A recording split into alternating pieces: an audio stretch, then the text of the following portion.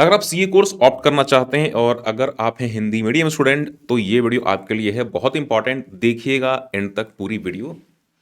मैं अगर बात करूं हिंदी मीडियम स्टूडेंट के लिए तो सीए कोर्स ऑप्ट करने के टाइम पे एक बहुत बड़ा इनके मन में डिलेमा होता है। डिलेमा क्या होता है?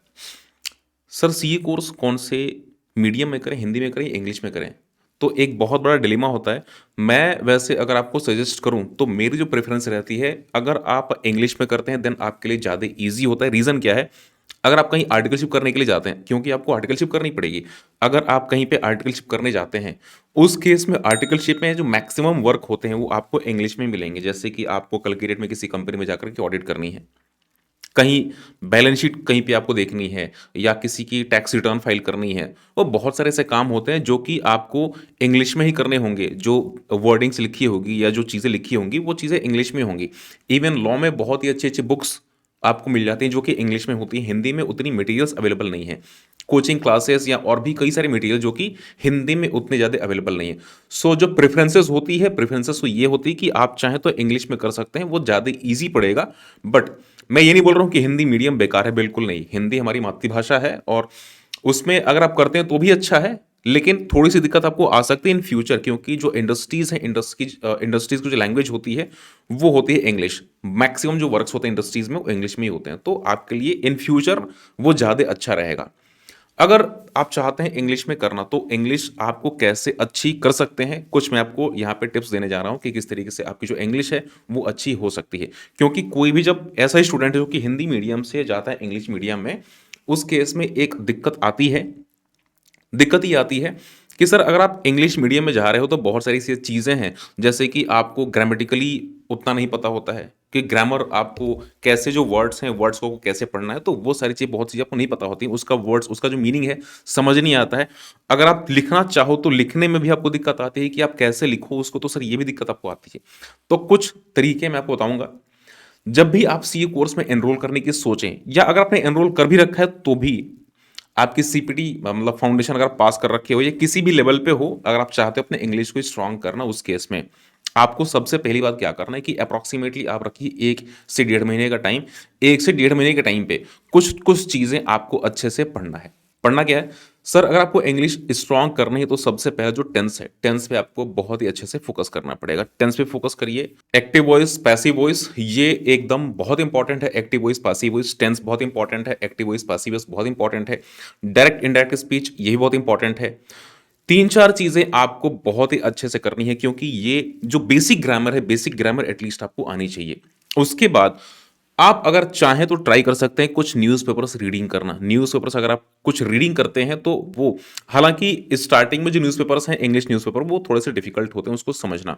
तो आप छोटी क्लासेस की बुक्स, जैसे कि आपने 9-10 की बुक्स आपने इंग्लिश पढ़ना शुरू कर दी, या और भी कोई बुक्स जो कि थोड़ा सा एग्जाम्पल के लिए, जैसे कि कई सारी ऐसे की बुक आती हैं, आपने एसए की बुक पढ़ना शुरू किया तो एसए की बुक पढ़ करके आप समझिए, वो थोड़ी सी, उनकी जो इंग्लिश होती है वो थोड़ी सी इजी होती है। तो आप स्टार्टिंग करिए बेसिक लेवल से, और उसके बाद धीरे धीरे आपकी इंग्लिश अपने आप ही सुधरना शुरू हो जाएगी। अगर आपको अच्छी जॉब चाहिए या अगर आपको चाहिए अच्छी जगह पे आर्टिकलशिप, तो वैसे जो इंटरव्यूज होते हैं, इंटरव्यूज भी होते हैं इंग्लिश में। तो सर इंग्लिश बहुत इंपॉर्टेंट है आज के टाइम पे, क्योंकि इंडस्ट्रीज में अगर आपको अच्छी जगह पे जाना है, English is very important.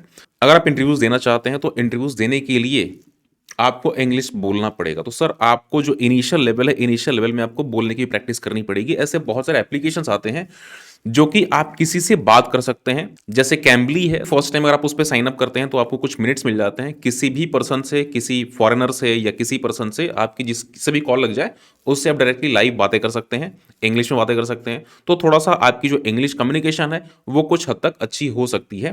Apart from this, एक बहुत ही अच्छा और बहुत ही ईजी तरीका है। ईजी तरीका क्या है? आपने कोई न्यूज़पेपर का आर्टिकल पढ़ा या आपने कोई ऐसे पढ़ा, ऐसे पढ़ने के बाद आपको सिंपली क्या करना है, आपके घर में कोई मिरर होगा, मिरर के सामने आप खड़े हो जाइए और खड़े होकर के आप उसको बोलिए। आपने 1-2 बार पढ़ लिया, आपका अप्रॉक्सीमेटली 30-40% तो चीज़ें आपके माइंड में आ चुकी होंगी।